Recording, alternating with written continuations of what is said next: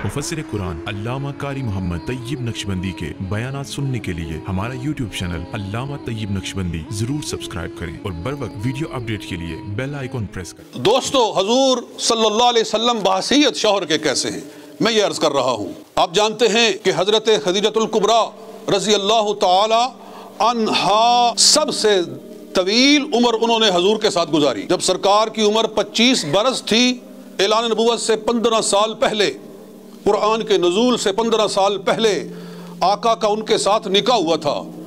उस वक्त वो खुद 40 बरस की थी।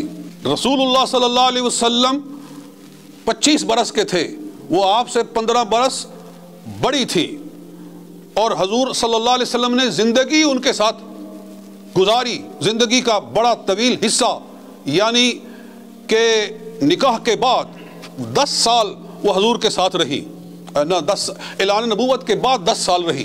15 साल ऐलान नबूवत से पहले आपके साथ रही, 10 साल ऐलान नबूवत के बाद आपके साथ रही, यानी 25 साल उन्होंने हजूर सल्लल्लाहु अलैहि वसल्लम के साथ गुजारे।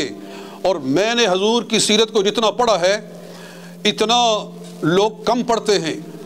मैं इस नतीजे पर पहुंचा हूँ कि अगर उनका विसाल ना होता और वो हजूर सल्लल्लाहु अलैहि वसल्लम के साथ ही रहती तो मुमकिन है कि हजूर किसी दूसरी ज़ौजा से शादी न फरमाते, उन्हीं के साथ आपकी ज़िंदगी रहती। क्योंकि जब आपका विसाल हुआ है हज़रत खदीजतुल कुबरा का, तो उसके बाद आपने जितनी शादियां फरमाई हैं, जब तक वो आपके साथ रही हैं आपने कोई दूसरी शादी नहीं फरमाई है। वो विसाल फरमा गई, फिर भी नबी अकरम सल्लल्लाहु अलैहि वसल्लम हर लम्हे उनको याद करते थे, हर दिन उनको याद करते थे। हज़रत आयशा फरमाती हैं रज़ी अल्लाह ताला अन्हा कि हमारे घरों में कोई ऐसा दिन नहीं आता कि जब रसूलुल्लाह सल्लल्लाहु अलैहि वसल्लम जनाब खदीजा को याद नहीं फरमाते, उनको याद फरमाते हैं। उनकी सहेलियाँ जो उनकी सहेलियाँ थी, जब हजूर सल्लल्लाहु अलैहि वसल्लम कुर्बानी करते, कुर्बानी का जानवर ज़बह फरमाते, तो उसका गोश्त तकसीम करते हुए हज़रत खदीजा की सहेलियों को याद रखते और उनको गोश्त पहुँचाते।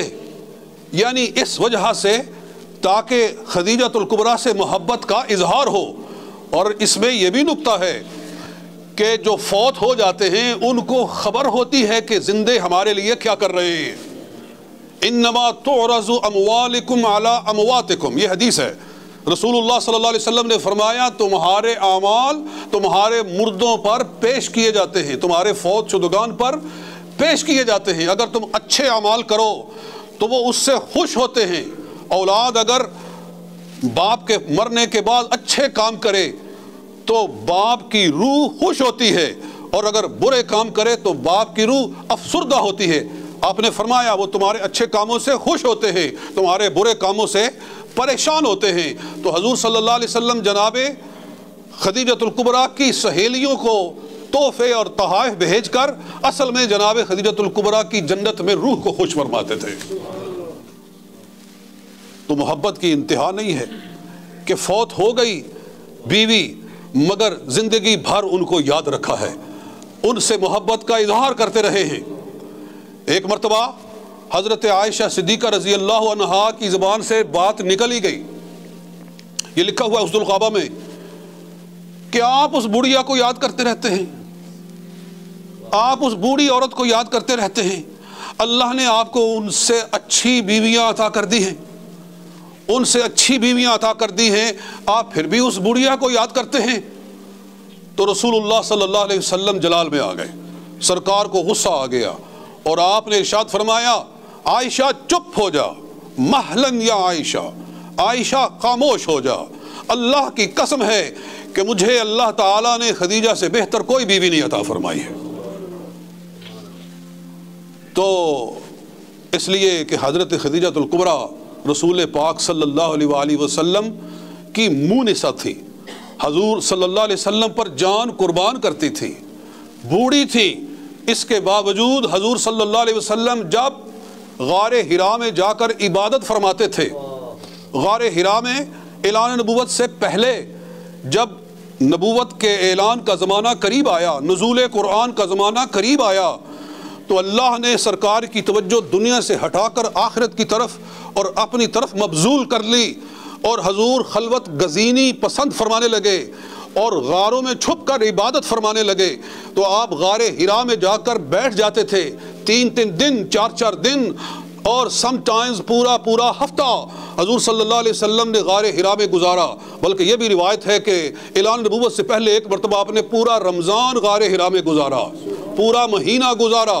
تو حضرت خدیجہ الکبریٰ پیرانہ سالی کی باوجود، بوڑھی ہونے کے باوجود کھانا لے کر اتنی بلندی پہ سرکار کی خدمت میں حاضر ہوتی تھی، وہاں کھانا لا کر سرکار کو دیا کرتی تھی۔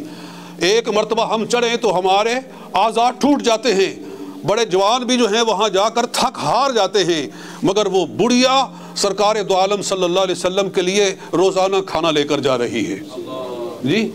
تو کیوں نہ پھر حضور صلی اللہ علیہ وسلم ان کو یاد فرمائیں۔ تو میرے دوستو، نماز کا وقت آ گیا ہے۔ ابھی تو میں نے بات شروع کی ہے کہ حضور صلی اللہ علیہ وسلم اپنی بیویوں سے کس طرح محبت فرماتے تھے اور آپ کی ازواج کس طرح آپ پر اپنی جان کو قربان کرتی تھی۔ اللہ احکم الحاکمین ہمارے گھروں کے اندر بھی یہی ماحول پیدا فرمائے۔ سرکار کا صدقہ، سرکار کے طفیل، یا اللہ ہم تجھ سے تیرے محبوب کریم صلی اللہ علیہ وسلم کے وسیلہ پاک کے ساتھ دعا کرتے ہیں کہ ہر گھر کے اندر سرکار کے گھروں والا ماحول عطا فرما دے۔